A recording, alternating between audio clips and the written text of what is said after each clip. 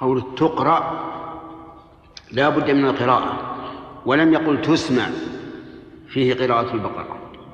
وعلى هذا فالذين يجعلون مسجلات تقرأ سورة البقرة في البيت باستمرار لا يدركون هذا الحكم، لأن القراءة بالمسجل ليست قراءة في الواقع، ولكنها حكاية صوت قارئ سابق، فلا يحصل بها ما يحصل بالقراءة. كذا يا آدم. نعم.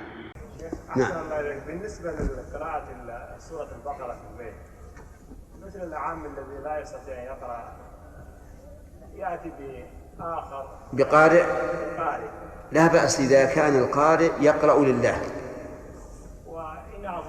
أما إذا أعطاه بعد ذلك هدية لا بأس، لكن أما إذا كان كلما قرأ سطرا قال هذا بقرش، كل ما قرأ سطر قال بقرش، هذا ما له ثواب، فلا ينتبه.